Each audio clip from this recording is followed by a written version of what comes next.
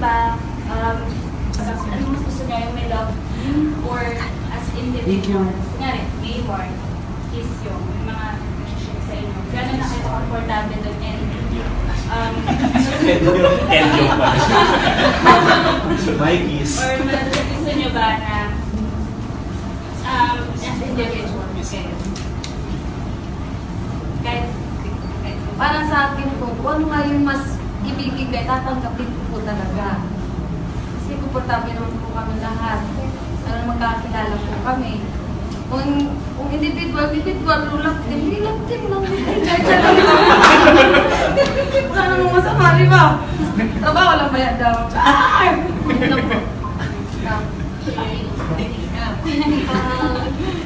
Like what I've said earlier, parang yung mga opinions ng tao, sobrang nire-respeto ko yun. Kasi parang iba yung point of view nila. So, it's a nice point of view. They're very creative na mag-ship. I see all of them on social media and sobrang creative and nakakatuwa siya. Pero for me, lahat kami may individual characters. So, maganda na merong mga ship, maganda na merong love team, but at the same time, gusto ko kami lahat mag-shine individually. At the same time, kung may love team, mag-shine din as my love team. sa guys na dito sa akin.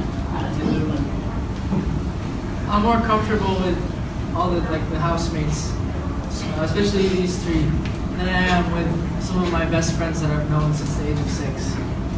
It's weird. I've spent more time with these three inside Kuya's house than I have with my family. I think, but for a long time at least. So yeah, whatever.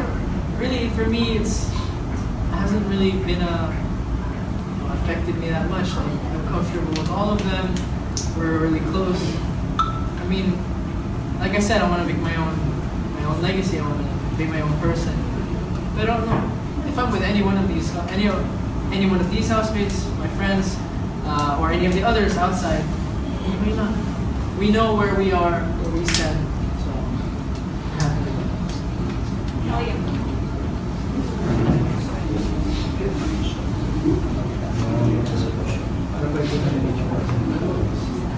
Mas gusto mo may love team ka ba o solo ka lang? Siguro, kung ano man po yung bigyan ng tao. Tulad na sinabi na anong gusto ko. Na may kalapin mo. Siguro yung gusto ko, meron, masaya pag meron. Na ng mga tao. Kasi kung sila yung nag-decide na sila yung may gusto na may kalapin. Masaya din may kalapin. At saka yung mag-isa ka lang. Hindi ba, parang ikaw lang mag-isa. Parang wala kang kasama. Pero mas gusto ko talaga may kasama. Sino yan? Kisses? Edio. Just like to add na masaya po kung may kasama ka magtrabaho. So,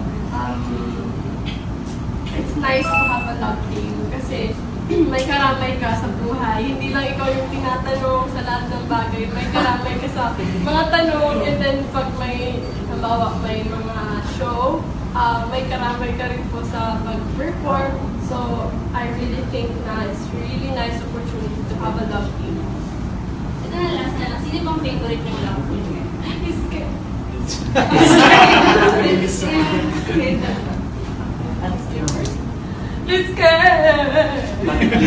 Bakit Iske? Kasi Barbie, man silang dalawa. Ano sila, perfect match talaga.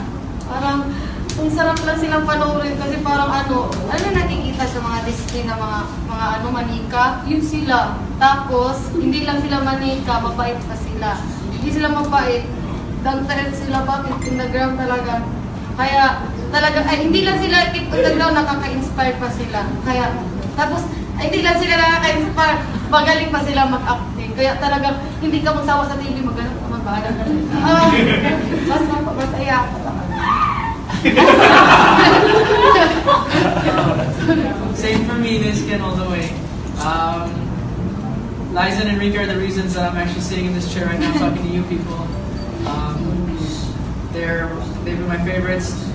When, was it Forevermore was going on, I didn't understand anything, but I just watched anyway. So Enrique is one of the people who inspired me to want to act as well. So for them, they're my favorite. They're so nice. They're so real. What is it? What do you say? Enrique's crazy. And Eliza's a little more serious, but also they're just the nicest people I've met ever. So just gotta be nice. Jesus. With that, we have a special guest. Joke. For me naman, nung pumasok kasi ako sa PBB, gustong-gusto ko yung Disken and yung Jaylin. Pero nung pumasok naman yung Katniel sa PBB house, parang nakita ko sila, oh my gosh, sobrang kilig. So, ngayon, tatlo na yung gusto kong love team kasi sobrang lahat ng related sa love ko din. Kasi parang mahilig ako sa romance, sa love, lahat ng mga ganun, lahat ng kilig gusto ko yan. So, I love watching love stories, rom-coms, lahat siguro ng rom-com na panood ko na. And sobrang gusto ko sila. Yung physical beauty, oh my gosh, Liz Ken, Jaylin, Katya, sobrang perfect. And then, down to earth also. At saka napaka-talented na tao. So, I look up to them and sana makatrabaho ko sila in the future. Say this ka again. Parang dalawa. At niya lang sila, hindi sikin ko. Kasi sobrang bait ko. Parang pag muna silang pumasok sa PBB house, doon ko sila nakilala at nakita.